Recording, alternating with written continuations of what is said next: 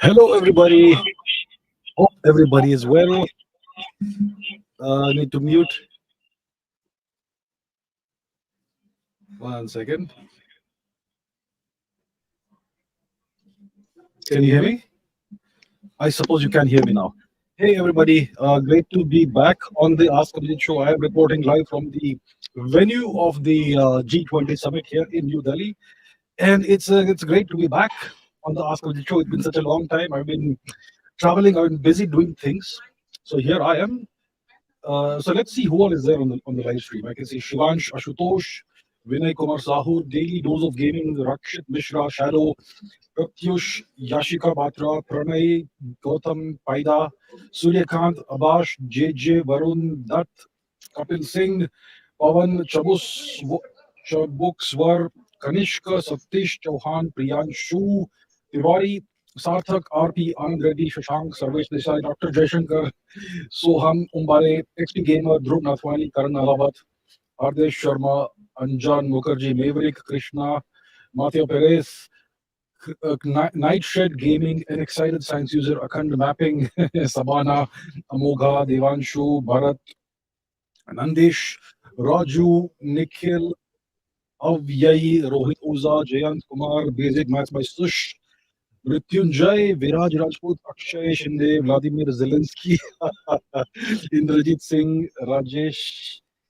Rajasekharan, Ajiva, Sahib, Haha, Garbit Singh Chauhan, Gorakh Saraf, Manas Roy, Shreyansh, Science Nerd, Dungar Singh Chauhan, hello, Akhilesh, Money, Harsh Zaveri, Om Bekerikar.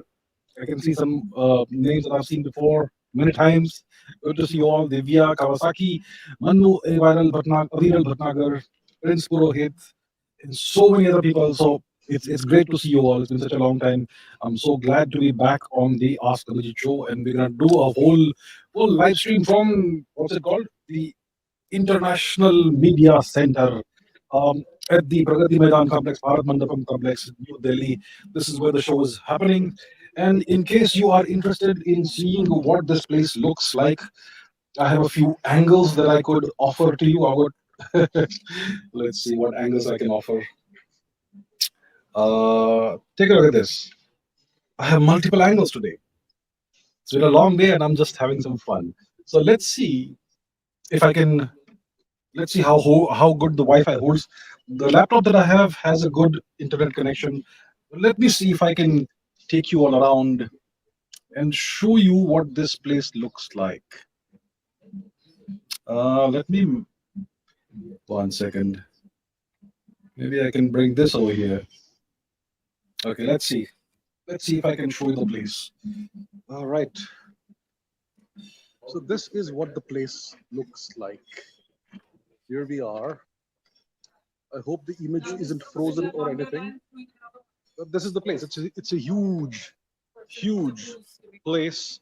And there are still people over here working, as you can see. So this is the thing. It's a huge complex, and the entire international media is over here.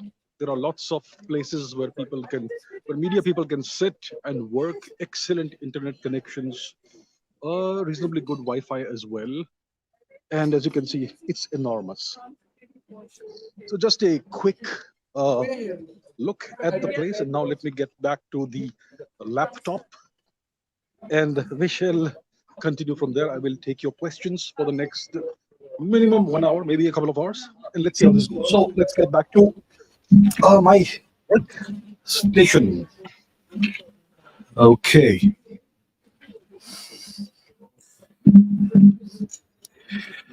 Uh,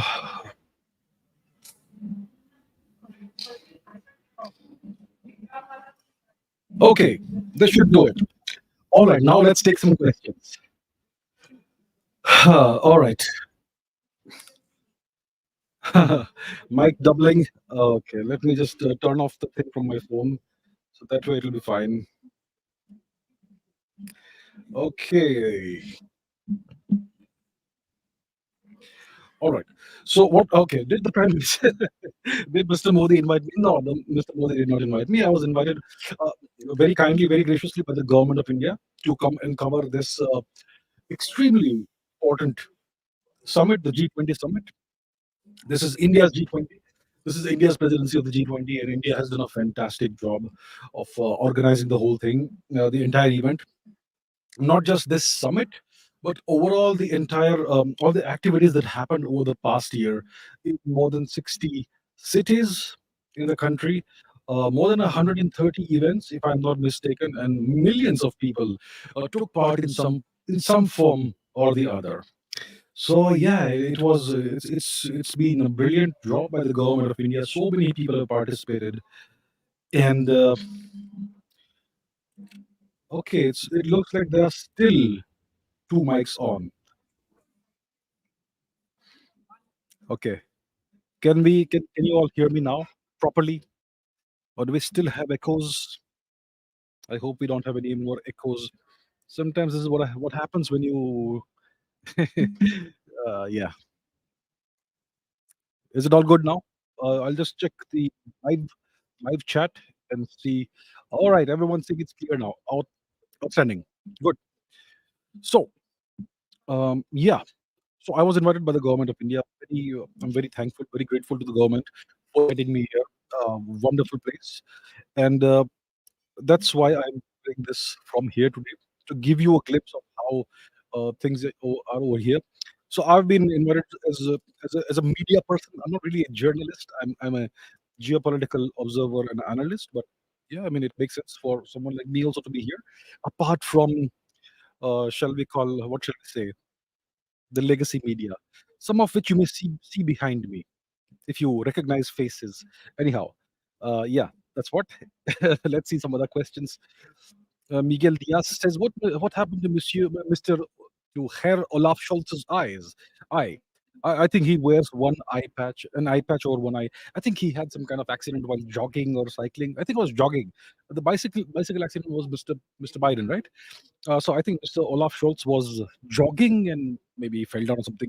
There are some bruises on one side of his face, and maybe his eye may have been injured or the area of his eye. So until it heals, he's gonna wear the eye patch. Just yeah, why not? Looks cool. It's nice meme material, I would say. This Olaf Scholz. I mean, his appearance right now.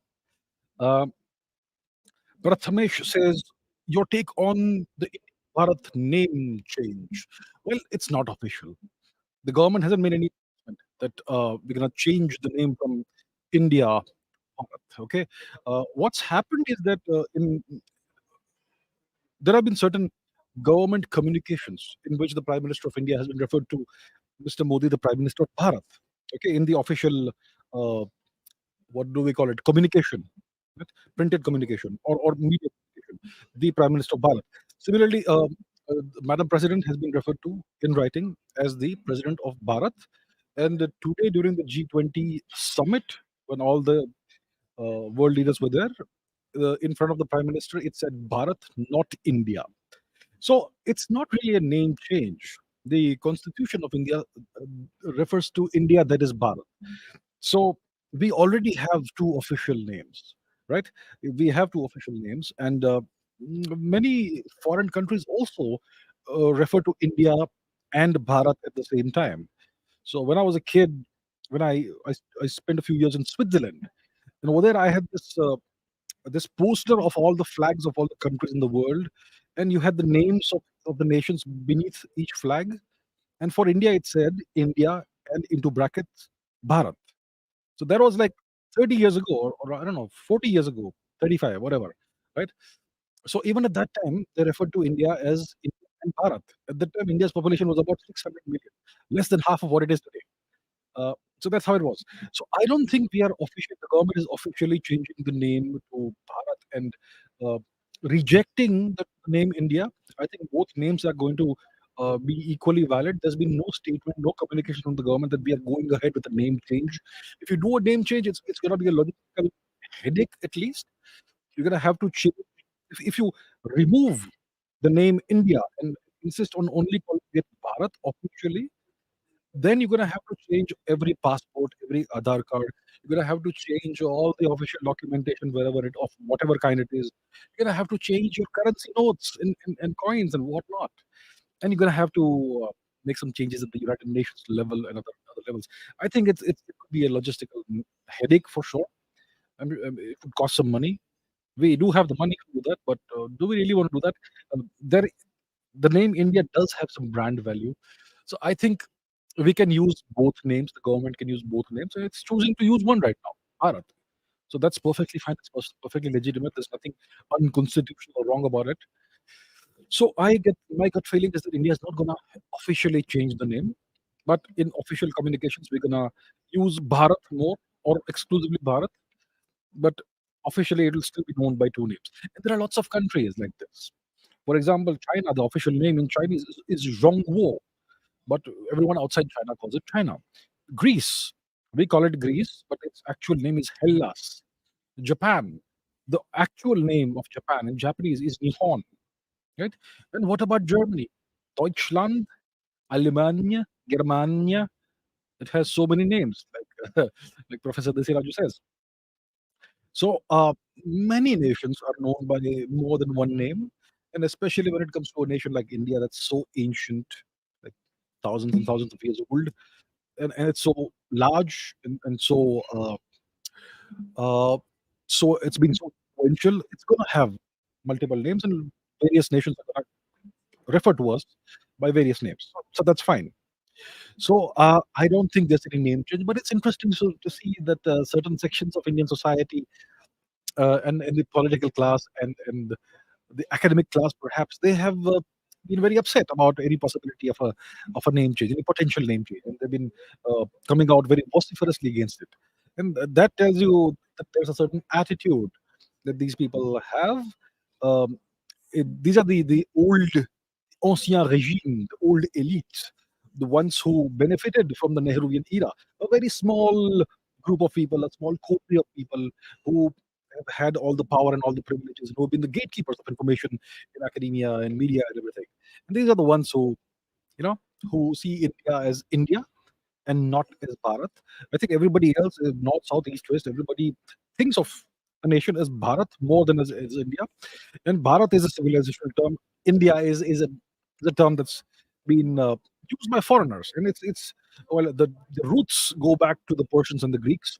Persia is older than Greece, and the Persians, the ancient Persians, were essentially migrants from India who went and settled in what's now Persia, now called Iran. Uh, and or and the language changed. So the old Persian language was a derivative of Sanskrit, an upper language of Sanskrit, and the pronunciations were kind of wonky. So instead of sa, they would say ha, and therefore the great river Sindhu became Shi. And eventually the Greeks came over here and then mangled the name. Hindu became Indus or whatever. The Sindhu became the Indus. Himalayas became the Caucasus. And eventually, as we know, the so-called Western civilization, uh, it considers Greece, and Mesopotamia, and Egypt to be its fountainhead, and that's why they've taken all the mispronunciations that the Greeks have imposed upon the world and mangled them further. And that's how the term India was used by the British. So the term India is, after, if you look at all the history that I just mentioned, it's overall a British term, but it has its roots in the Persians and the Greeks. And so these people who are opposing the name change are the ones who love the English way of doing things and who see themselves as uh, the ones who carry forth the legacy of our British colonialists, and they're the ones with the most upset. So I have absolutely no issue with the Prime Minister and the government of India and the President referring to this great civilization as Bharat instead of India. I think it will be a good thing. I call it Bharat in my live streams and in my videos because I would I have a large international audience, and I want to be intelligible to them. But yes, in my heart, it's Bharat. I mean, every true Indian, every true Bharatiya will consider the nation to be Bharat more than India. So yeah, all that. That's my opinion. But I don't think the name is being officially changed. I would be very surprised if it is. But who knows? Yeah, Prime Minister Modi is fond of giving surprises. So let's see, and good surprises. Yep. All right. Let's see. Uh, Amit says, "Love your podcast. Thank you so much. So thank you so much." Will the gala dinner be live on TV? I'm not sure. No, I don't think it's live. I mean, if it were live, I would see the screen over there, which I just showed you a while ago. Let's see if I can add this. there's there's this screen over here. If it is live, it would be there. So, and I should remove that other angle, otherwise it's gonna have a double echoing sound once again. Okay, let's see what else do we have. Saurav says, does the absence of Vladimir Putin matter? Well, look, uh, when you have an event like the G20, you would like to have all the world leaders to be present, the ones who are part of the G20 nations. Um, Unfortunately, Mr. Putin could not attend, and Mr. Putin actually called up Mr. Modi a couple of weeks before today, and he informed him that he will not be able to attend. And Mr. Putin also did not attend the BRICS summit that happened recently in South Africa. And we know what compulsions Mr. Putin is bound by. There is this raging war right now, the Ukraine war, and Russia and the West are at loggerheads. And the Western leaders, you see, if Mr. Putin were to come to India for the summit, it's very possible that the Western leaders like Mr. Biden, Mr. Macron, Mr. Scholz, and Mr. Sunak, etc., they would have perhaps refused to speak with him, cold-shouldered him. Do you remember how Prince Mohammed bin Salman was treated in the 2018-19 G20 summits? He was treated like a pariah, like an outsider. No one spoke with him. Only Prime Minister Modi spoke with him. And the same thing possibly would have happened to Mr. Putin. Only Mr. Modi would have spoken with him and given him a warm welcome. Everybody else would have ignored him. Now, who wants to uh, put themselves in that sort of a situation? And there's the added complication of the international warrant that's been put out for Mr. Putin's arrest, which is ridiculous, but whatever. So, because of these matters, and to save Mr. Modi, the host, some embarrassment because of the treatment that would be meted out by the other leaders, that's the reason why Mr. Putin most likely did not attend. And he called up Mr. Modi and explained his decision, his decision not to come for the summit to him. So that was a very nice thing to do. He informed Mr. Modi personally in advance. When it comes to Mr. Xi Jinping, it's in a whole different story. So it would have been nice to have Mr. Putin here. He's one of the major world leaders, very powerful world leader, one of the most powerful people in the world, one of the most influential and consequential leaders in the world. But unfortunately, he could not come because of all these reasons. So, has the absence mattered? Uh, it kind of would have been good to have him, but overall, he sent his representative, the foreign minister, Mr. Lavrov. And Mr. Lavrov is a very competent foreign minister, very good foreign minister, and uh, the the event proceeded just as it should otherwise have. So, in the with the fact that he sent Mr. Lavrov here, the absence wasn't felt that much. Obviously, the personality wasn't there. Mr. Putin is someone that the media likes to follow and take a look at, and also that was missing. So that's overall what Mr. Putin. Okay, Palash Swami says, "What's your take on the new Middle East Europe corridor? Where's the map? We gotta have a map." So Palash has given me the opportunity to crack out the map, and let's do that. So let's understand what this Middle East corridor is. Here we have Google Maps. Is visible now. So what on earth? Why am I okay? Let's remove that. Let's remove all this. So what's this corridor? Middle India, Middle East, Europe corridor. That's what it is. So it's gonna be a trade corridor. It's gonna involve a rail link as well as shipping links. So it's going to start, let's say, from India. And India has multiple ports on the western coast of India, right? So let's say from any point in India, we're gonna have a shipping link to the United Arab Emirates and to Saudi Arabia. So it starts from India. India is one of the entry points or starting points, whichever way you want to look at it. And we're going to have linkages, shipping linkages with the UAE and Saudi Arabia. Then it goes forth into Europe, and it's going to involve Italy. It's going to involve Germany. It's going to involve France, and it's going to involve the European Union overall. So at some point, you're going to have a rail route, and from India to the Arabian Peninsula, you're going to have shipping routes. And this India, Middle East, Europe trade corridor is also going to have uh, an electrical line. It's going to have a high-speed data link, high-speed data line, and a hydrogen pipeline as well. So it's a multiplicity of things, and overall, it's going to make trade between India and Europe faster. It's also going to make the cost of transshipments cheaper, maybe by 30-40% perhaps. And the speed will also increase by 30-40%. And overall, it's going to link India to these nations more closely. And the bigger perspective here is that, and also, it's not just these nations that are involved in this, it's also the United States that's going to be involved. Because, as if you have been following the things I've been saying, the real power in Western Europe is neither Germany nor France, it's the United States. So the US is also involved in this. And Mr. Biden has given his blessing, and the US is going to be involved as well in this. So, what this does is that it's going to, and India also has the international north-south transport corridor, which involves shipping links with Iran, and then you'll have road and rail links all the way into Europe via Russia and other places. So this is kind of something that's happening in parallel with that. Now, this new scheme, the India Middle East Europe corridor, if you see it from a bigger, larger geopolitical perspective, it's a rival to China's dying Belt and Road Initiative, BRI. One belt, one road, one belt to rule them on, all one road to bind them. That sort of thing. Remember? uh, so this is a rival to the Chinese Belt and Road Initiative, BRI, and their Maritime Silk Road or whatever. And that is more or less dead in the water because nobody wants to be part of it. And the interesting piece of news: Italy has withdrawn from the BRI. And Italy is going to be part of the India, Middle East, Europe corridor. Big blow for China. And Madame Meloni, she obviously is here right now, somewhere here nearby. Yeah, so that's the deal. So it's very important.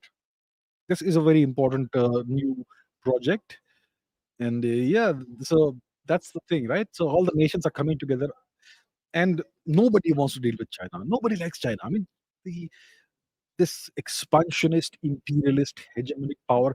I know there are going to be comments over here who are going to say that I'm very anti-China.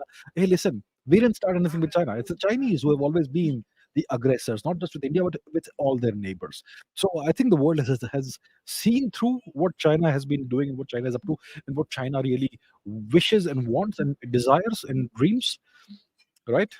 Uh, and yeah, so we're gonna see more and more of these initiatives that are gonna bypass the Belt and Road Initiative.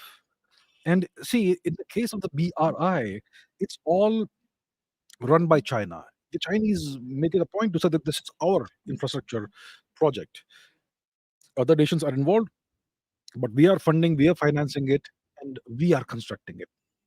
In the case of this new India, Middle East, Europe corridor, all the nations that participate in it are going to be more or less equal stakeholders. There'll be some inequalities. Obviously, some nations are way larger and have larger economies like India. But overall, all the nations are going to be stakeholders, and no one nation is going to say that this is our project. So it's a more inclusive, egalitarian thing, and it's going to genuinely benefit all these nations. So very important new initiative that's just been unveiled, and I can't wait for it to become a reality. So overall, very important and a great development. All right, what else? Let me see. There are lots and lots of questions. I'm going to deal mainly with the G20 and geopolitics in this session. I can see questions about other things as well. Okay. Kushal says, why is India not openly commenting on Taiwan? Why can't we invite Taiwan as a guest in the G20? Look, how does that benefit us? Taiwan, China, Taiwan. Look, Taiwan isn't that big of a deal economically. The G20 is overall a trade and economy grouping of nations, a trade and economic grouping of nations. It's all about trade and economy and the economy. It's not about some alliance, a military alliance, or a geopolitical alliance. There are nations within the G20 that don't really see eye to eye. I mean, Russia and China don't see eye to eye with the West. India is the only nation that gets along equally well with Russia as well as with the West, and China, nobody essentially gets along with it. Even the Russians don't trust China. The Chinese have recently put out a map in which they have reopened the Ushnuri border clash disputed territory issue. and they've claimed Russian territory once again as part of their own. The Chinese, nobody can trust them. So please, I'm sure there are commenters who are saying right now that I'm anti-China. Listen, the China are anti-world. The Chinese are anti-world. Um, so that's the deal. So since the G20 is uh, trade and economy focused grouping of nations, we don't want to get geopolitical with it. And you know, openly commenting on Taiwan. Listen, I keep saying this. Maybe people don't. Maybe it doesn't sink in. Words don't matter. Actions matter. So I think India should, instead of commenting about Taiwan and starting a war of words, very harsh criticism, all that, do something. I'm sure we are doing some things. We are doing a few things. I mean, recently, certain Indian ministers did interact with Taiwanese politicians and leaders, and I'm sure we have a trade relationship going on. That's how you do things. You don't talk about it. You don't start a war of words. You don't use muscular language, which is pointless. You actually do things on the ground.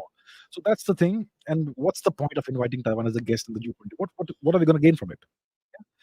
Uh, we have enough issues as it is with China, and yeah, so there's no point doing that from my perspective. All right, what else do we have? What else do we have? Too many questions? Yes, lots of questions. Um, okay, let's see this. Bhavyadeep Rathod says the Delhi Declaration got accepted by all the countries. How big of a victory is this for India? It's a huge victory. Listen, last year for the Bali summit, there was the issue of whether all nations would be able to agree on a joint declaration. And the Russians were adamant that we will not allow any inclusion of the term Ukraine in the final joint declaration, G20 declaration, Bali declaration.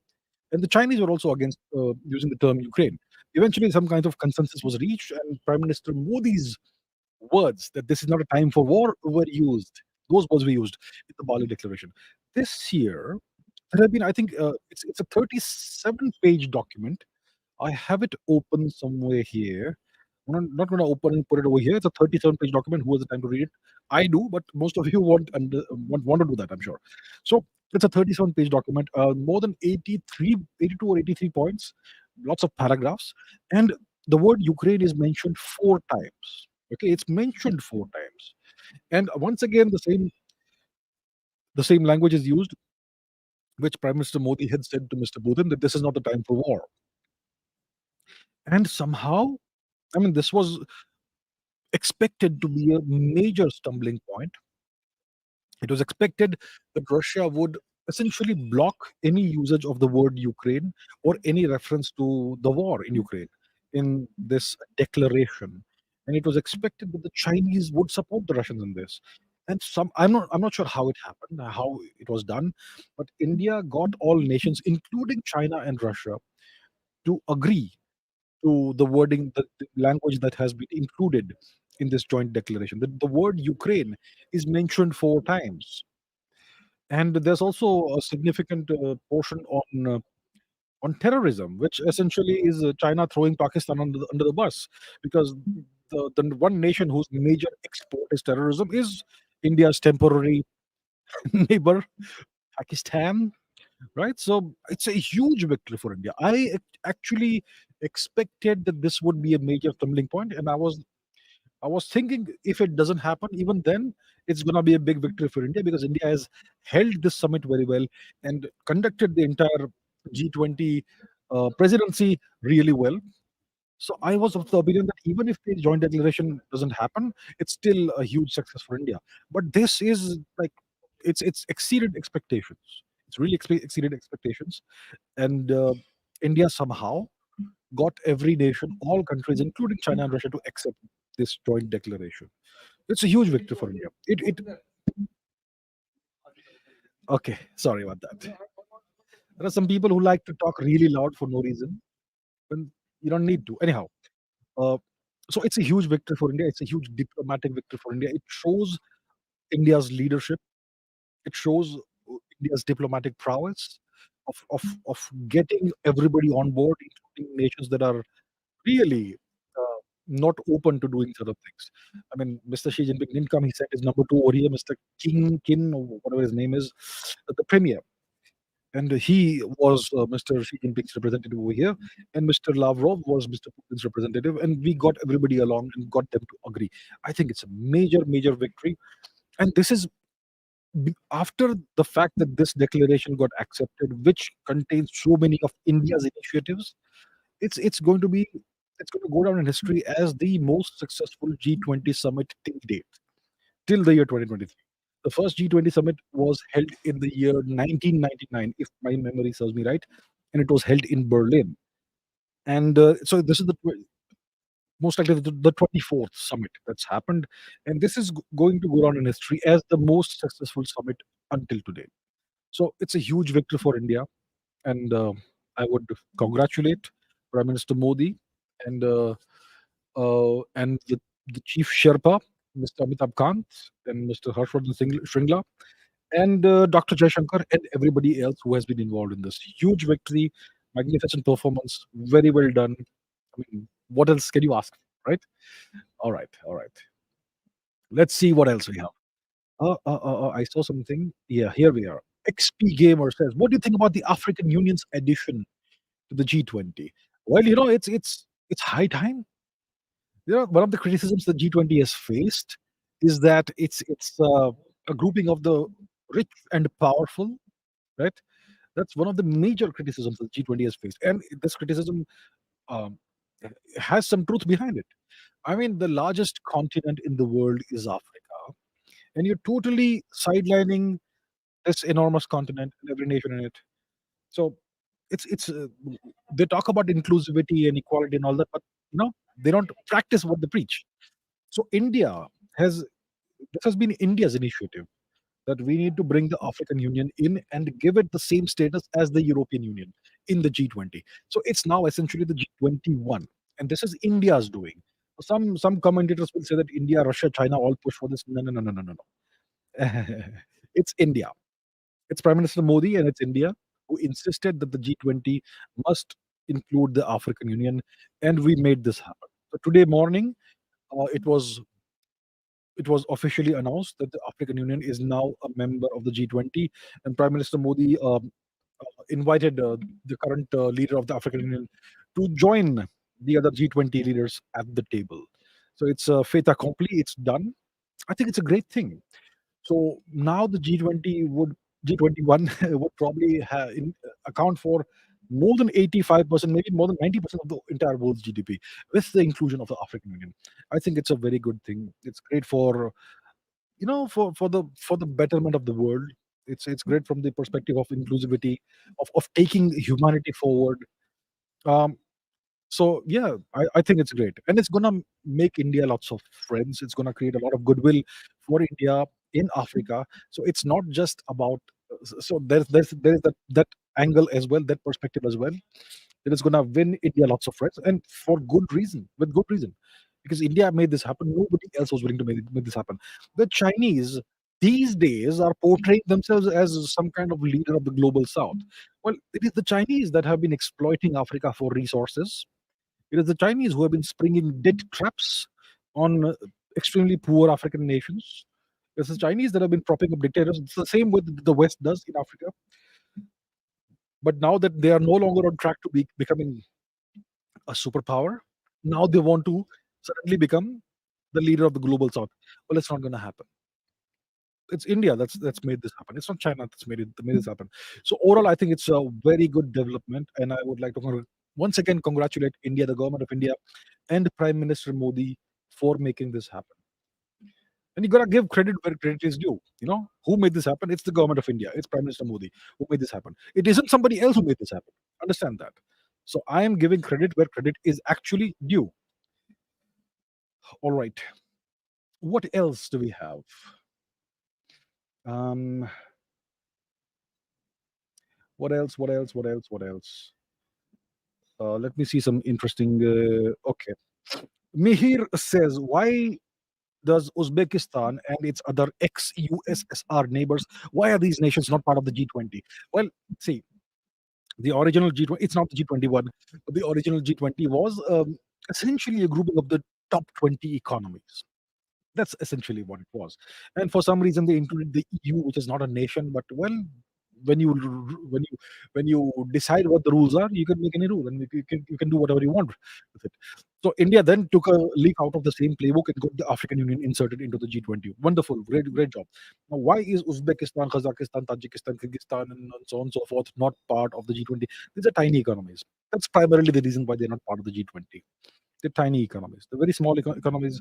Uh, Kazakhstan, I think Kazakhstan is a very large country.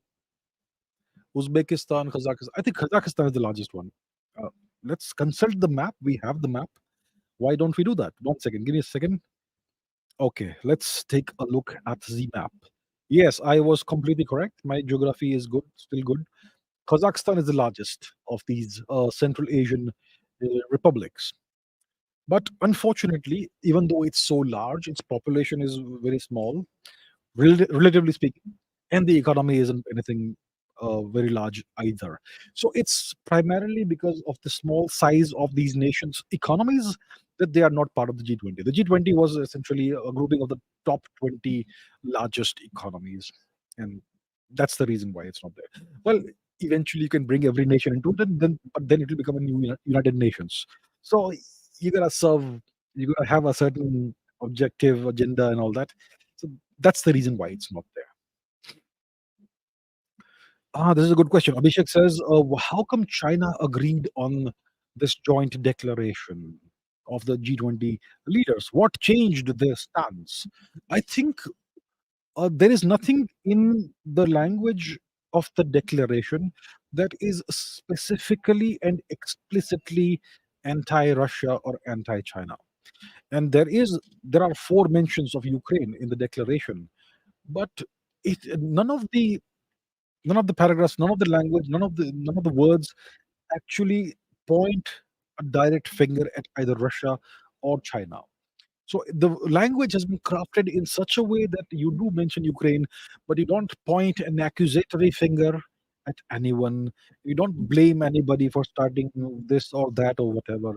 So there's been this very intricate tightrope walking act, a balancing act, and India clearly has done this masterfully.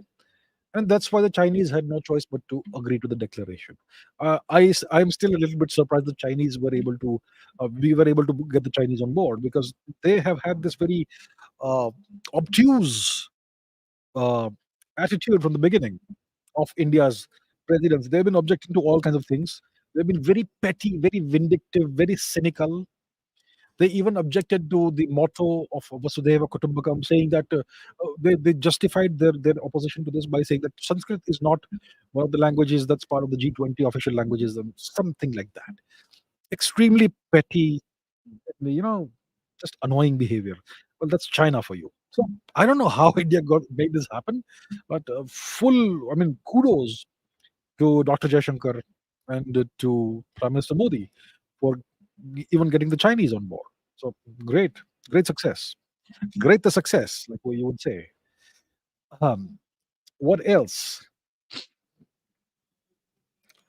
Um, Kudsia says from Pakistan, Modi. Awesome. Thank you, sir. Thank you.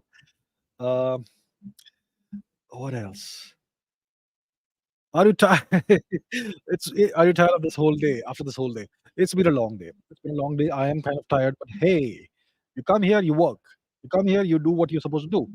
So I really wanted to give you guys a glimpse of how things are and do a live stream from here. I'm not sure if anyone else has taken the initiative of doing a proper Q&A live stream from this place. There will be lots of live telecasts, half an hour, 1 hour, whatever, the various legacy media outlets, the various news, television outlets, and all. But yeah, I'm gonna do this live stream and show you a glimpse of how things are over here.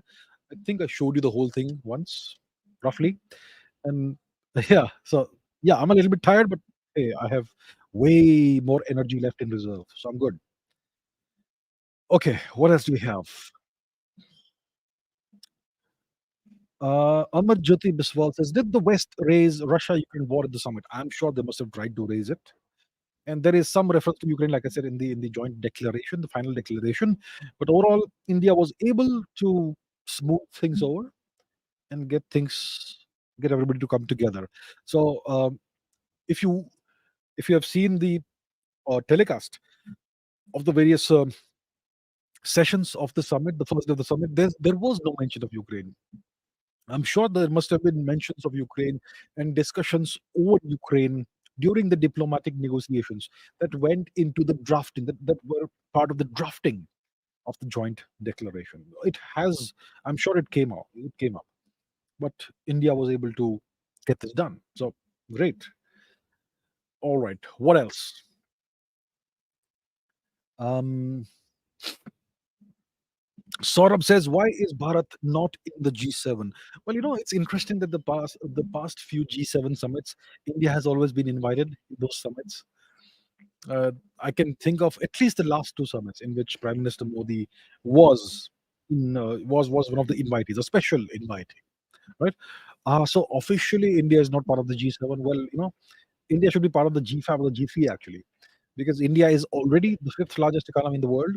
In 2014, India, I think, was the ninth largest economy in the world. So in 9 years, we have reached to number five. And by 25, 26, the next 2, 3 years, we're going to surpass Germany and Japan. We're going to be number three. So it makes sense for them to invite India whenever the G7 summit is held, even though India is not officially a member of the G7, because India is now way too important to be ignored, right? Um, so I think it used to be the G8 earlier, and Russia was a part of this. But then after, I think it was after the Crimea operation, 2014, that they removed Russia from it. So maybe they can make it the G8 again and include India in it. They anyway invite the Indian Prime Minister every year for the G7 summit. So maybe they should reconfigure the G7, make it a G8 again, and have India as part of it. Because India is too important now to not be invited to any of these major summits. All right. What else? What souvenir did the organizers give to people who attended the summit? I haven't received any souvenir. I believe there's some package that everybody was given, but I somehow seem to have missed it. But that's okay. I didn't come here to get a package or something. I came here with a purpose, a specific purpose, and I'm carrying it out. Um, and was I given something? Yeah, I was given a badge. That- that's gonna be my souvenir. So yeah, that's all. Nothing else. But yeah, I mean, nothing to complain about. I'm very happy.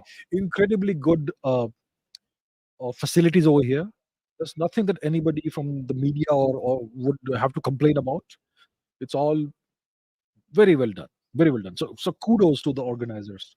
Very well done. I mean, this is the way to hold a summit of this magnitude and consequence. Very well done. Okay. Um, how am I feeling there? I'm feeling great. I'm feeling great. It's good fun, and overall, it's good to be part of this. So I'm feeling great. Good question. Good question. What do you think about India's role in the Saudi Arabia's MBS and Biden handshake? That's an interesting question. Let's try and bring that. One second. I think I have an image of that. So give me a second. Let me put that on the screen. Take a look at this. Here we are. So this is the handshake that Sebi Carls is referring to. So this happened just a couple of hours or less than a couple of hours ago that Mohammed bin Salman and Joe Biden shook hands, and Mr. Modi was the third person in the handshake. He actually brought those two together. And this is kind of significant considering the fact that Joe Biden and his administration have really targeted Mohammed bin Salman over the Jamal Khashoggi incident and other stuff as well.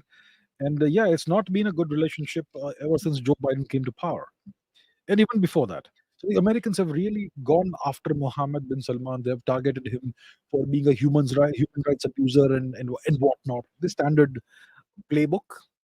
And as a consequence, the whole new geopolitical uh, scenario has opened up in the Middle East, with the Saudis trying to distance themselves from the Americans, and they've been trying to open up new possibilities, new avenues, new geopolitical alliances, new energy alliances from themselves, and divest themselves of the millstone that is the US alliance.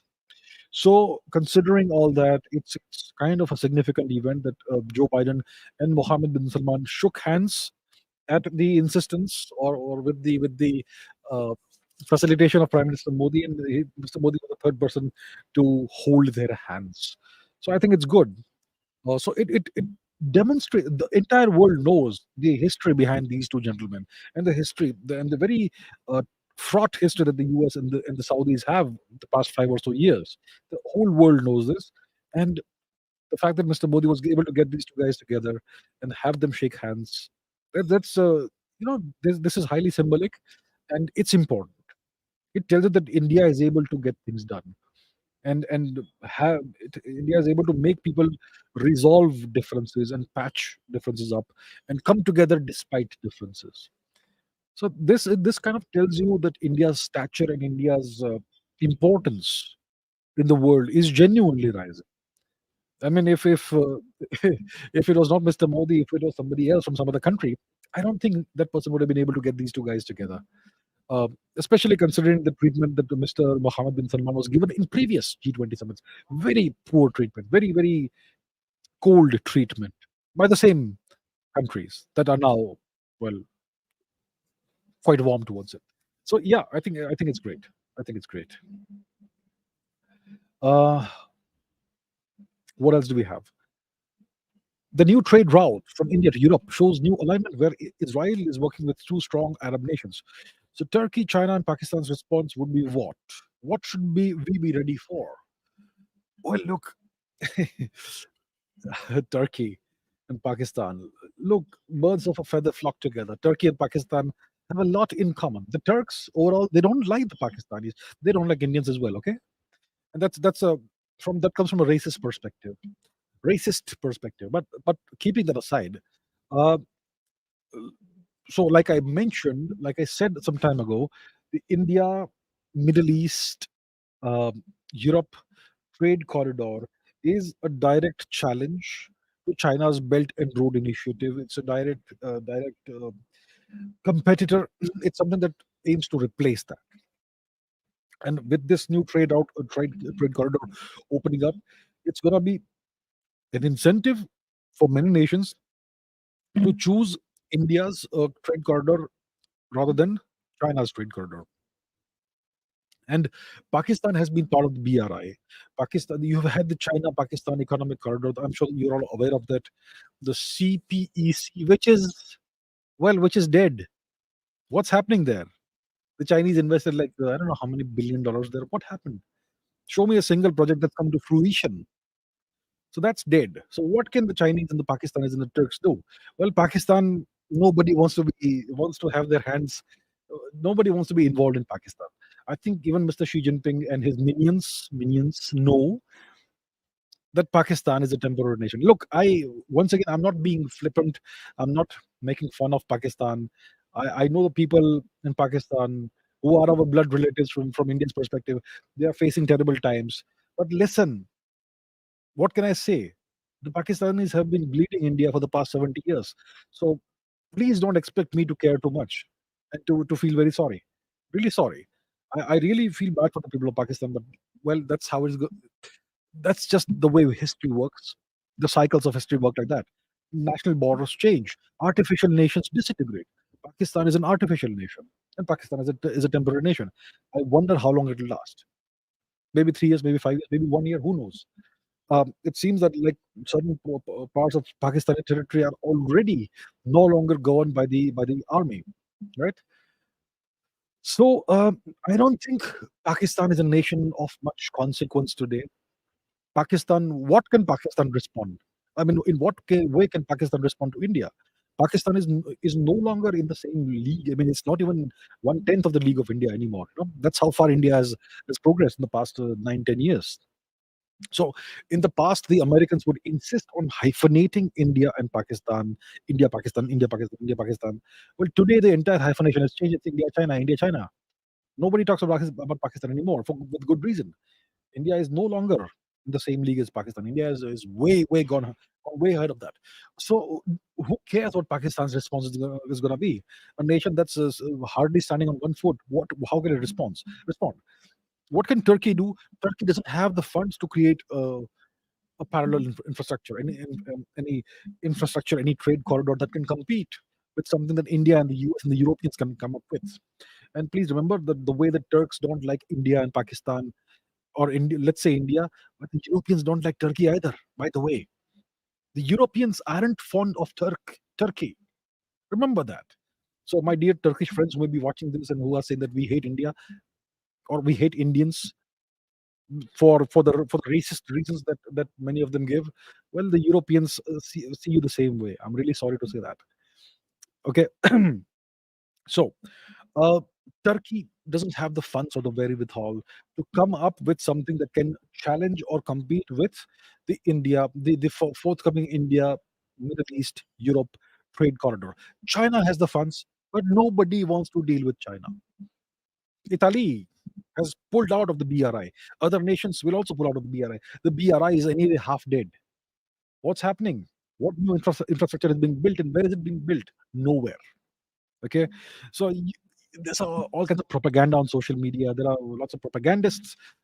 China and Russia have some sort of a modus vivendi. They are working together to some extent, but the Russians, obviously, with good reason, don't trust China.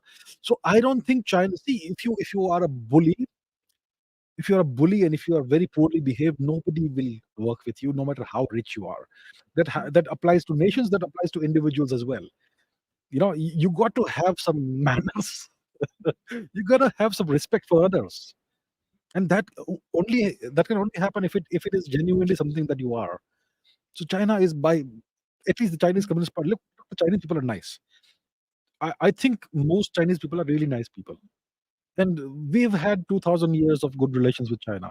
It's only after the goddamn Chinese Communist Party, invaded and annexed Tibet with Mr. Nehru's approval, the great, magnificent Mr. Nehru, that's where things went wrong between India and China. It's the Chinese aggression that caused all the friction. So the Chinese Communist Party sees itself as some kind of new imperial dynasty, and they seek to rule the world, and they're very transparent about it. They're very crass, very transparent, very pushy, they're real bullies, and nobody likes that. So even though China right now has the money, I don't think they're going to be able to get a lot of nations on board. So if nations like India and the UAE, Saudi Arabia, and various European nations and the US come together and offer a really good alternative to China's BRI, I think lots of nations will jump at it, and I think that's the beginning. That's what we are seeing. We are seeing the beginning of that. So I don't think there's going to be any real response worth noting that's going to come from Turkey and Pakistan. And China may try something, and they may, you know, issue some harsh, strong statements. Who cares? Keep talking. Words. It's all talk. Okay. Krishna Agarwal says, "What are your views on Xi Jinping's absence in the G20 and his health problem thing?" I don't know about his health problems. He's had a history of health problems or alleged health problems.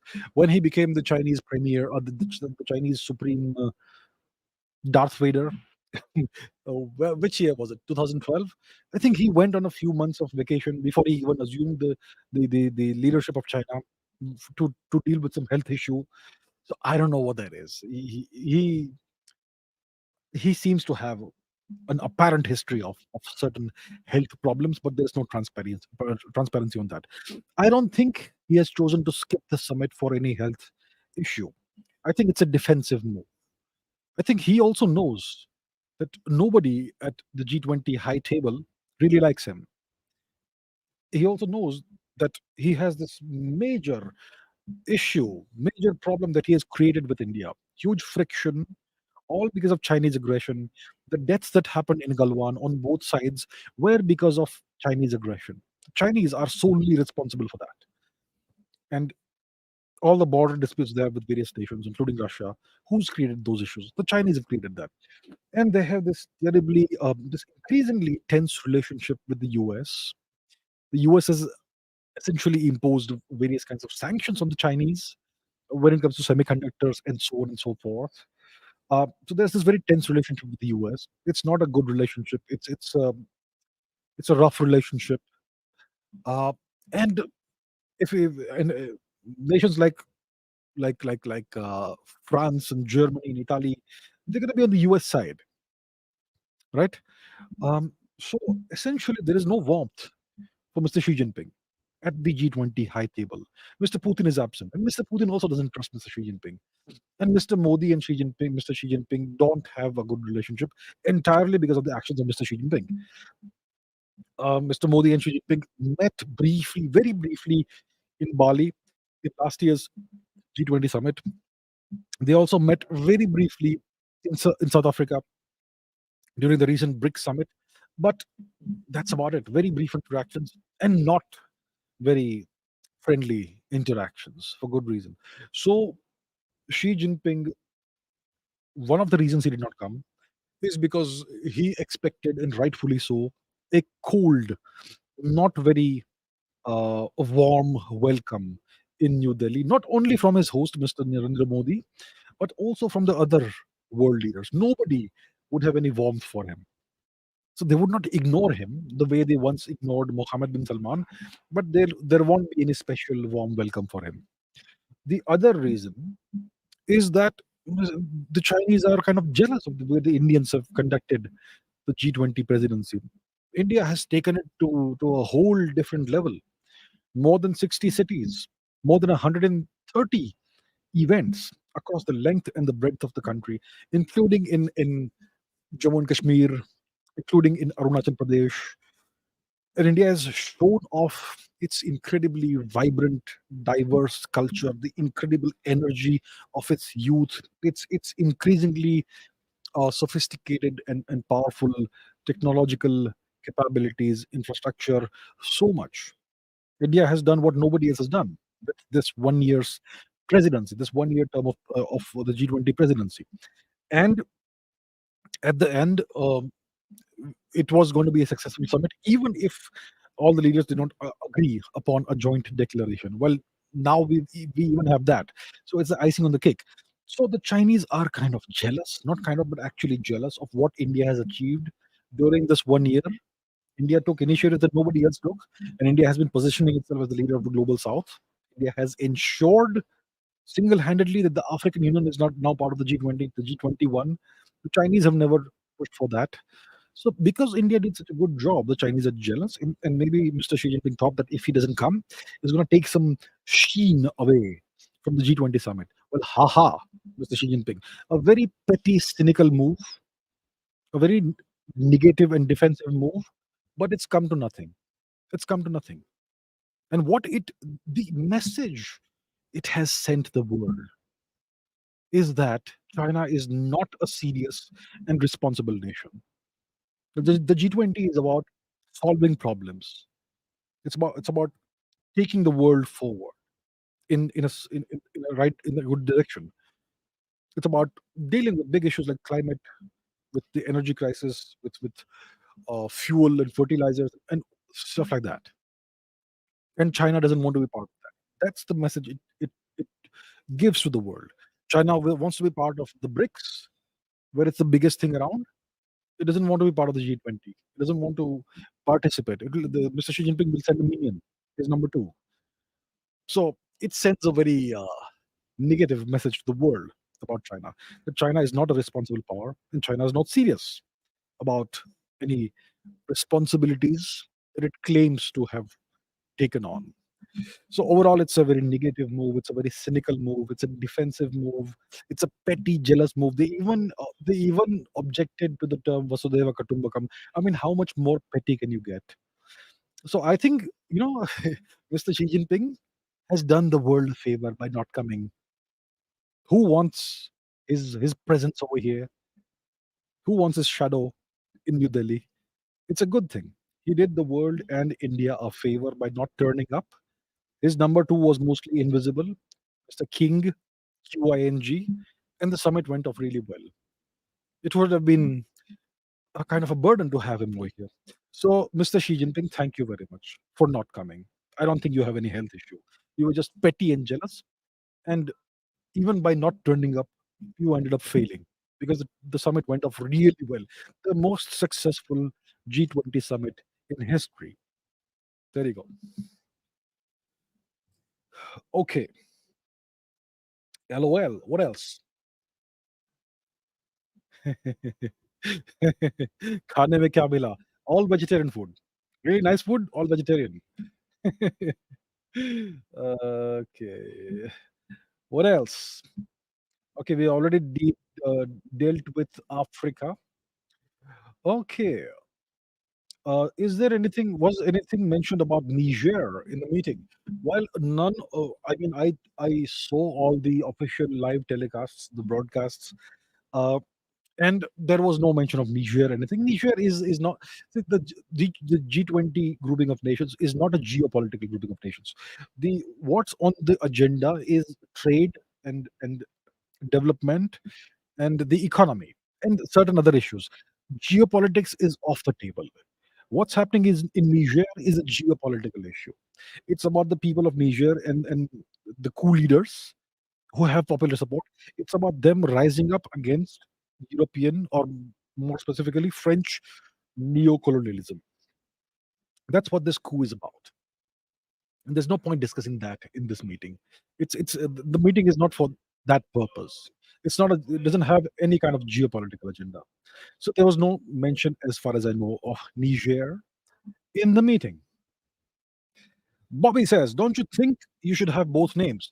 One to address yourself internally, an endonym, and the other one, an exonym, which is how others address you, Bharat versus India. Look, I'm perfectly well happy with the country having two names, two official names, India and Bharat. So whoever within the country wants to refer to the nation as Bharat shall do that, and the rest of the world can do what they're more comfortable with and more accustomed to, which is calling the country India. Now, other nations have also recently. There are certain other nations that have recently renamed themselves. For example, Turkey has renamed itself or rebranded itself as Turkiye. Turkiye. There is Czech Republic, which is now Czechia. What else do we have? Yeah, two I can think of. And there's Transkei, which became is no. Swaziland, which became Eswatini, and so on. So some nations have done that. And well, how many people call Turkey Turkey today? And how many people call the Czech Republic Czechia? So you know, overall, it doesn't matter. I don't care what others want to call us. I don't really care. Let them say whatever they want to do. So I think it's not a bad idea to have two names. And so I agree with Bobby here. Let's have two names, Bharat and India.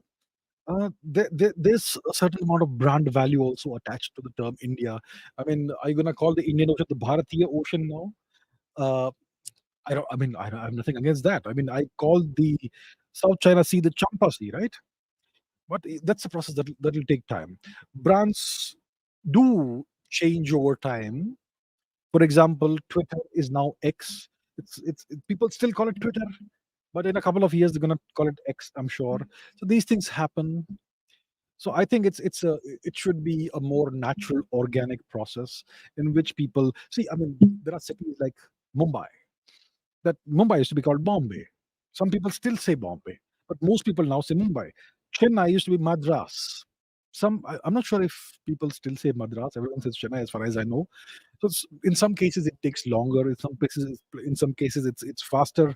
I think overall let there be two official names, and you can have a slow, gradual, organic, and natural transition to the actual civilization name, which can take maybe 20 years, maybe 50 years, maybe 100 years. I don't care. So right now, I think it makes sense to have two official names. But yeah, I'll be very happy if more people call the nation Bharat. Right. What other questions do we have? Why can't do India do salami slicing with Pakistan? You can slice salami, which has a certain consistency, but you can't slice cookies. Cookies. You know, cookies crumble. You try to slice it, then it crumbles. So Pakistan is kind of in that sort of situation right now. You try to slice it, it's going to crumble.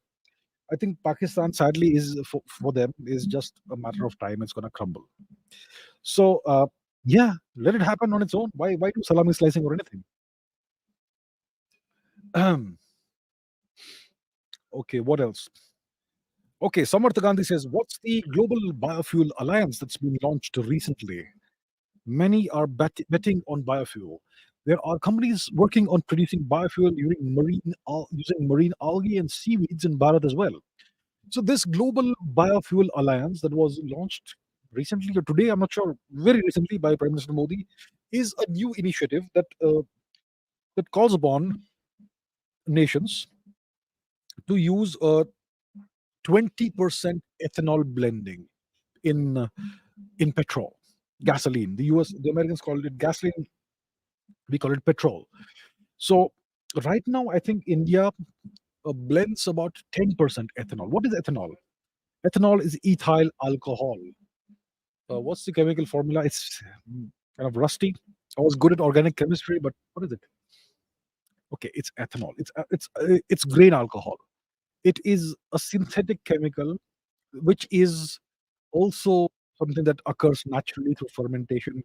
It's a recreational drug. It's part of every single thing that people drink. Beer, rum, whiskey, whatever. That's what it is. Now, if you take pure alcohol and you mix it with petrol, it works very well. So India, like I said, uses 10% blending. So 90% petrol and 10% ethanol.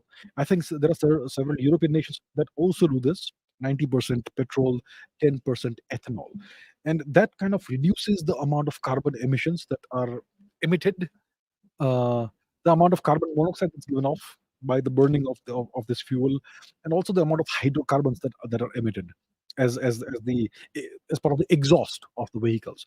Now, if you increase that blending to 20%, the carbon monoxide emissions and the hydrocarbon emissions are reduced even further.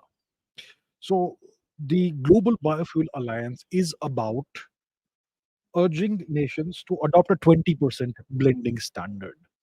So that's India's initiative, just like the Global Solar Alliance. And I think India is going to take steps to ensure that it starts blending ethanol up to 20%. So ethanol is produced by fermenting uh, sugarcane and sugar and molasses and other agricultural waste products. It can also be made by fermenting spoiled grains like wheat and rice and whatnot. If your grain gets spoiled, you can take it and ferment it and produce ethanol out of it. And like Samarth is saying, you can even do that using marine algae and seaweeds. I'm sure there are processes for doing that as well. So that's what this Global Biofuel Alliance is. Um, it's about blending ethanol to 20% in petrol, and as a consequence, having less emissions, less carbon emissions, and reducing the burden on the planet. That's what it's about. And it's an Indian initiative. Karthik Kumar says Indian Ocean is already called Hind Mahasagar. On which map? If you have a map printed in Hindi, it may be called Hind Mahasagar. But globally, in maps of the world, whenever you have non-Indian languages, it's called the Indian Ocean. So yeah, we have lots of names. We can also call it Bharatiya Samudra or whatever.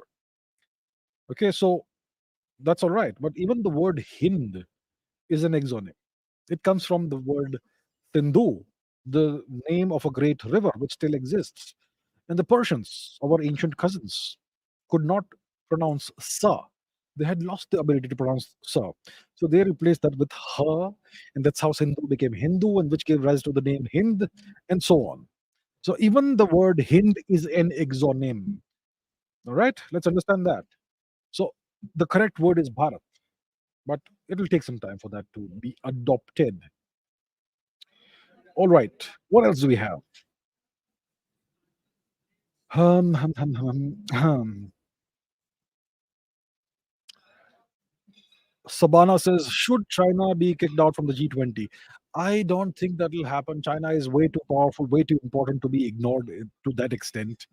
When it comes to Russia, Russia is, I think, the ninth or the 10th largest economy in the world.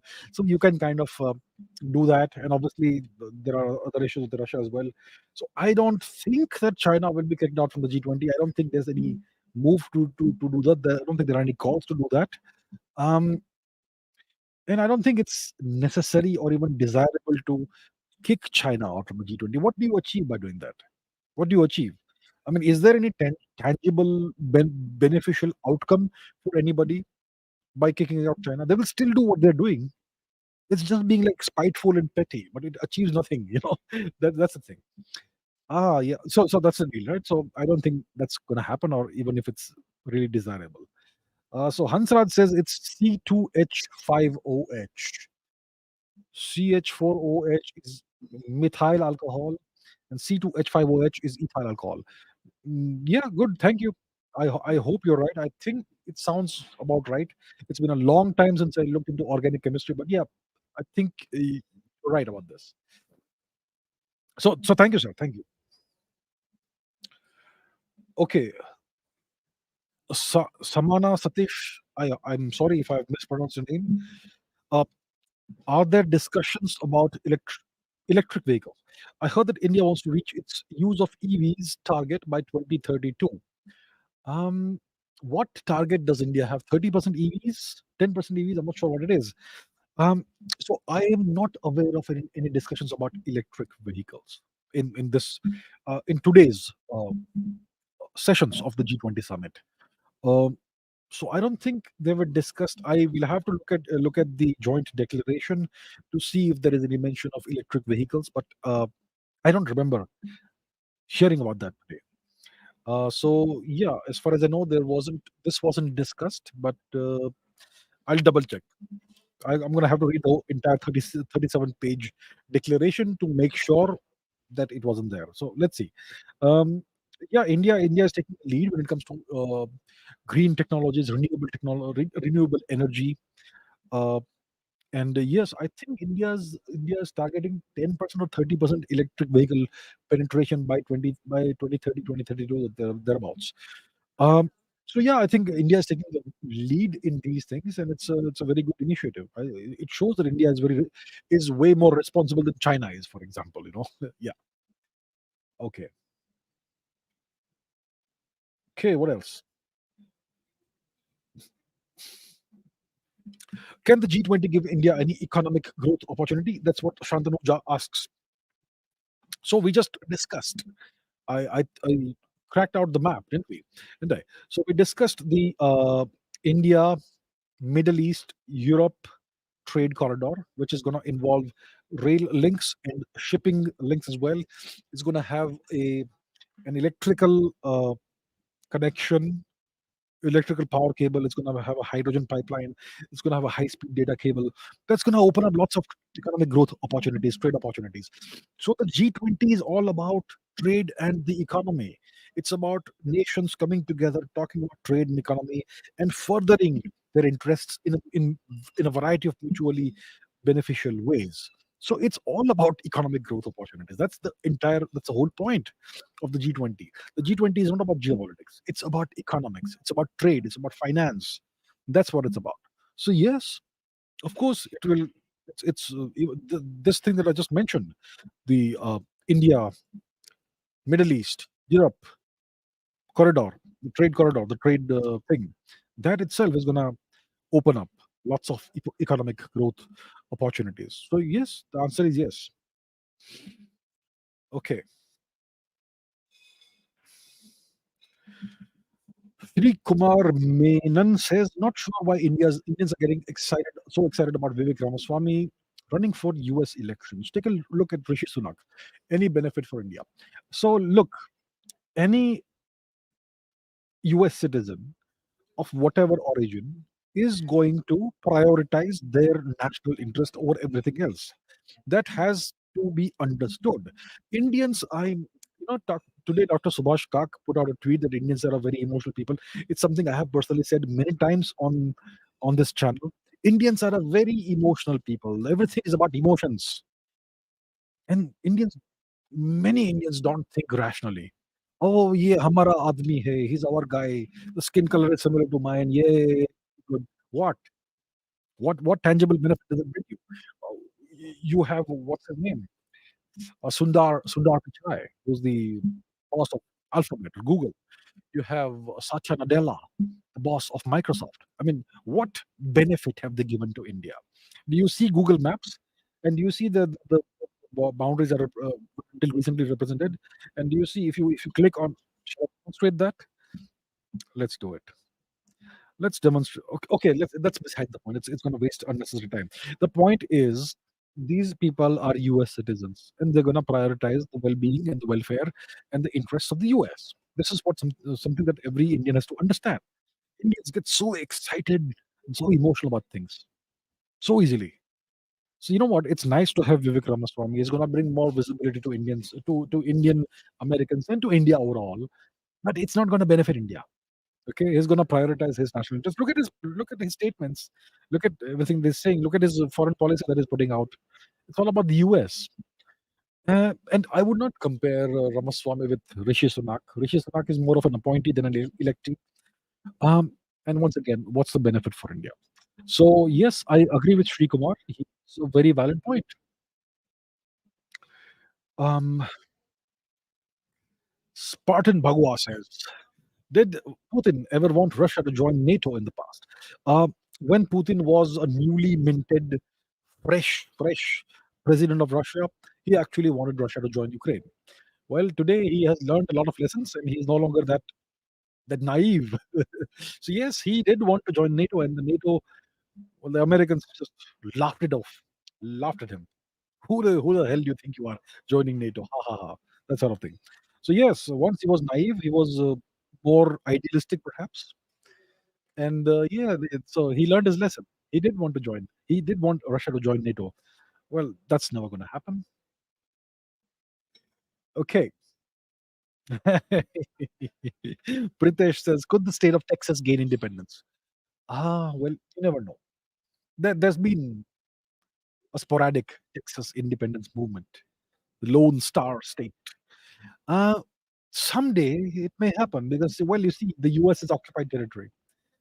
The US is a nation that's been created as a result of settler colonialism. And the ones who wanted Texas to secede were themselves settlers. But yeah, so in the immediate future, in the near future, I don't see any such thing happening. But in the distant future, it may happen.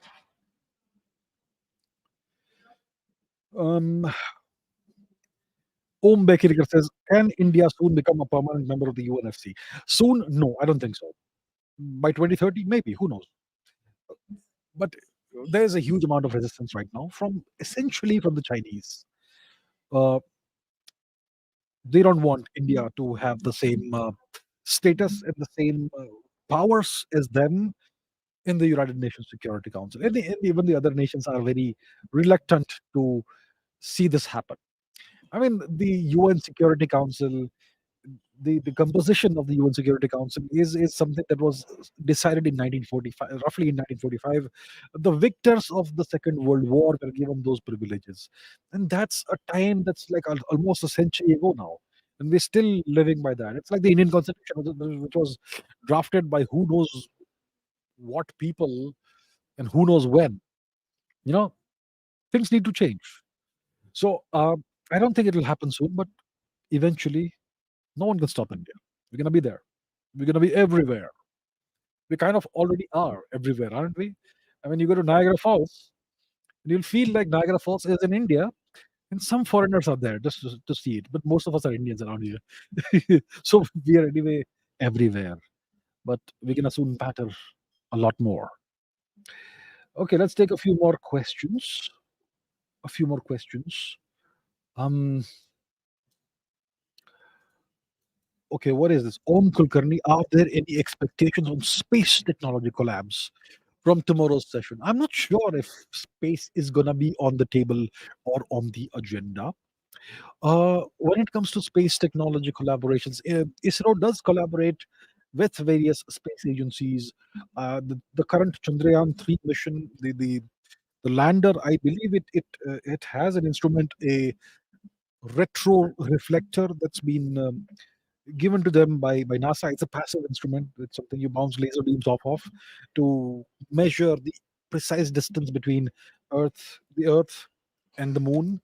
So there's some collaboration with NASA. India has in the past, ISRO has in the past collaborated with Roscosmos, the Russian space agency. Not a very fruitful collaboration, but and there's some collaboration with Japan as well. So I think we do that, but I don't think it's something that's going to be on the G20 agenda. Of course, I could be wrong, and something would happen tomorrow. And if it does, I will report about it. I'll talk about it. But as far as I know, I don't think it's on the agenda. But I'll see tomorrow. Right. Debajyoti Gope says, how do you look at the US as a military powerhouse compared to Russia and China? When it comes to Russia and the US, Russia has a larger nuclear arsenal. So Russia is frightfully dangerous and frightfully scary from that perspective, from the size of the nuclear arsenal. When it comes to conventional weapons, nobody can beat the US. And the US has the ability to intervene militarily anywhere in the world at 30 to 60 minutes notice. No other country comes even close to that. So you can't even compare Russia and China with the US when it comes to that ability. So I am very clear about this. There's only one superpower in the world, which is the US. We no longer live in a multipolar, in a unipolar world like we were living in between 1991 and 2016, 2017. We are now entering an era of multipolarity, but there's still only one superpower. It's the US. Russia is not a superpower, but Russia is a major nuclear power. The Chinese are more of an economic powerhouse, not quite in military. They do have a powerful military, but they still can't even take Taiwan. The US is more powerful across the Taiwan Strait, right in China's backyard. That's how powerful the US is. So you can't really compare China with the US. Yeah. Okay. Some questions are being repeated, which is okay. Some people may have joined late, so in that case, they can rewind once this is done. What else do we have?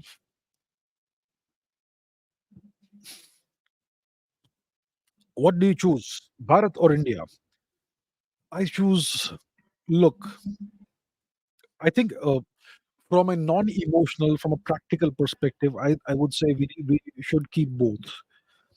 But from a deep emotional, civilizational, cultural perspective, it obviously has to be Bharat. But I think we need to be practical. I think we should keep both for now. For now, I think it may be a little too early to completely give up the term India. I think right now we should keep both. But eventually, in the long run, we should revert to the official name of Bharat. Okay. This is a good question. Drumil says, do you think Bharat is finally leaning more towards the West? Look, Bharat is the only nation that has excellent relations with both Russia and the West. And Bharat will do whatever is in its interests, in its best interests. Now, take this very simple scenario. We have this large neighbor, an aggressive, imperialist, expansionist neighbor, China. China. Now, let's say China and India go to war, which should be started by China. India is not going to start any war. The Chinese will if they do. In case there's a war, in case the Chinese start a war with India, who is likely to help India materially, not verbally? We don't care about words, materially. Is it is Russia in a position to help India versus China if a war happens? The Russians will stay neutral. They'll stay out of it. They are not strong enough to intervene. The Americans will certainly be more likely to intervene and help India materially in a variety of ways. Likely, not guaranteed. They'll be likely to do it, but you can't guarantee that either. But the likelihood is way higher with the US compared to Russia. So it makes sense to have good relations with the West because there is a convergence of interests. So yeah, if you look at it from that perspective, it may look like India's leaning more towards the West. Well, India will do whatever is in its best interests. If the West is giving India what it needs from the perspective of technology, from the perspective of trade, from the perspective of diplomatic support, geopolitical support, why should we not lean a little bit more in that side? What is Russia offering to us? Of course, we are not cutting off our ties with Russia. We still have good relations with the Russians. Mr. Modi and Mr. Putin still have an excellent relationship. So India-Russia relations aren't deteriorating. There's no deterioration. But India's outreach with the West is kind of stronger these days. Well, why not? So it just makes sense from the logic of strategy, from a geopolitical perspective. Okay. Okay. Uh, Hemant says, "Why are you still there? What time is it?" In India, it's 10:30 in the night, 10:30 in the PM. It's kind of late to be here, isn't it? I should be back at the hotel. Um, I just thought I'll do this. It's been such a long time since I did a live stream, and just give you all guys and girls and others a look at how things are over here. So I just thought I'd do it. And they have provided extremely good internet over here. The wired internet, the LAN cable, extremely fast, like almost a GB, 1 Gbps nearly, you know. So I thought let's take advantage of that and do a good live stream and reconnect. It's been a while since we did that. So I agree. It's very late. I should get back to the hotel. Delhi is kind of under lockdown right now. It's hard to get a taxi. I'm sure they will offer me a shuttle bus, but I'm not sure it'll take me to the hotel. It'll take me somewhere else, and I don't want to be somewhere else. So I'll have to get myself a taxi. So I think I'll take a few more questions and then wrap this up. But yeah, so yes, I shouldn't be here too longer. This place, this International Media Center, is going to be open all night. So if I choose to, I can stay here all night and be here till tomorrow morning also. Obviously, that will not be very good for my health. You don't need a few hours of sleep.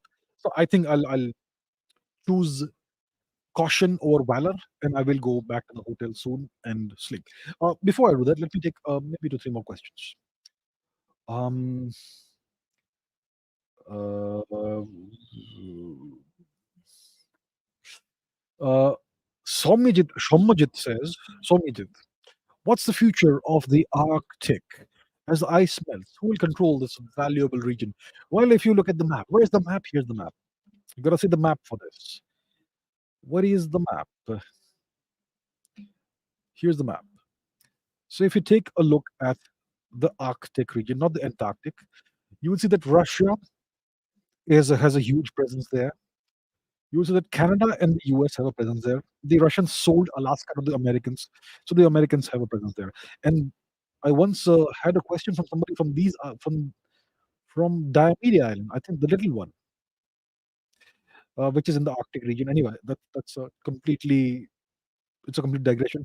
So Russia has a huge presence there. The Americans have a presence. The Canadians have a presence. The Danes of Denmark have a presence. Norway has a presence, and so does Finland. So these nations have a presence there. Now, if you look at these nations, there's only two real big powers there: the Americans and the Russians. So, and the Chinese are also interested in the Arctic region. Uh, and with Russia's consent, they may also establish some kind of presence there, especially if it helps Russia monetarily, financially, economically, geopolitically. So I think as the ice melts, the Americans and the Russians will have the major stake in the Arctic region. The Chinese may buy their way into it. So that's how it is. I don't think India has any major plans right now for that, but we'll see. We'll see. So mainly the US and Russia. Russia. Okay. Priyanshu says, hi, Abhijit. Hi, Priyanshu. Okay, what else? Uh, Bobby says, well, if China is so called near Arctic, so is India. Well, if China is, so is India. Yeah, it makes sense what he's saying, but you got to build the the economic heft, and you got to build a few icebreakers because it's still going to be icebound in the winters, you know. Okay. What else do we have? Um, um, um, um.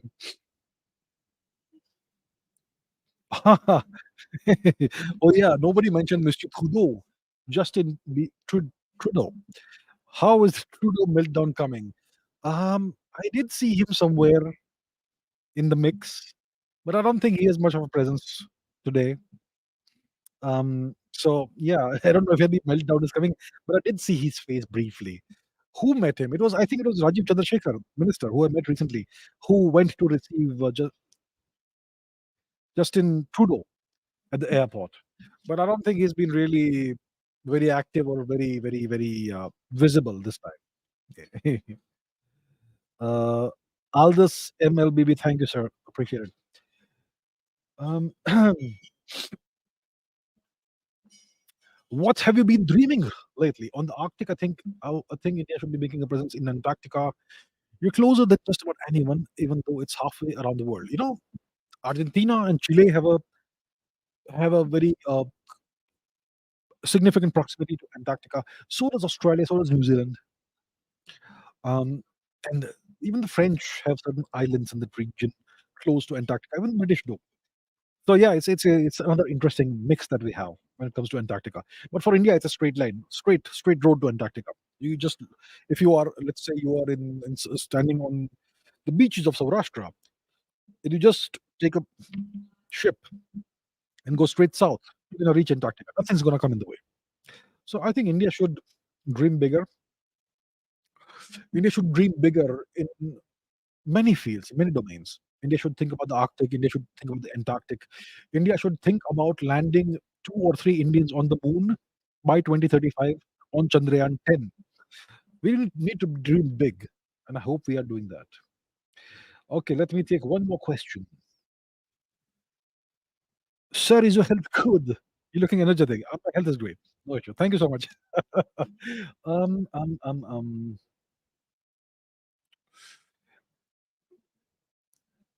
uh, Giuseppe Di Fraia, congrats on G20. Looking to get into a relationship with a woman.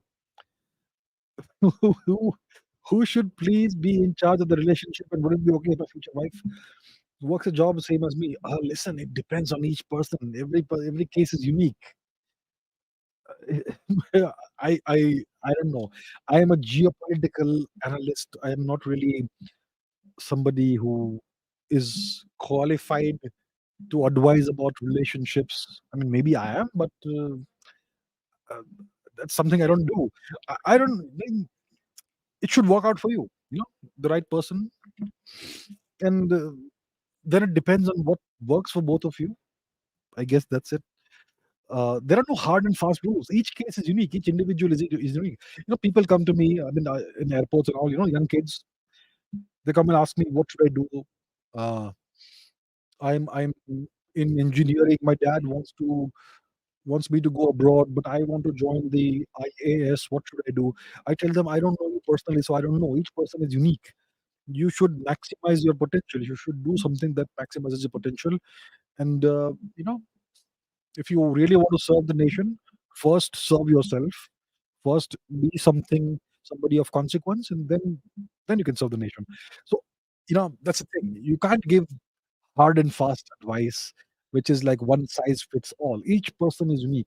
So Giuseppe Di Fraia, I don't know you personally, so I can't tell you, what will work for you. But yeah, so each case is unique, and overall, I don't see anything wrong with your partner, your wife working. But yeah, it's up to you and her, I guess. Okay, let's take one more question. Um, one more question.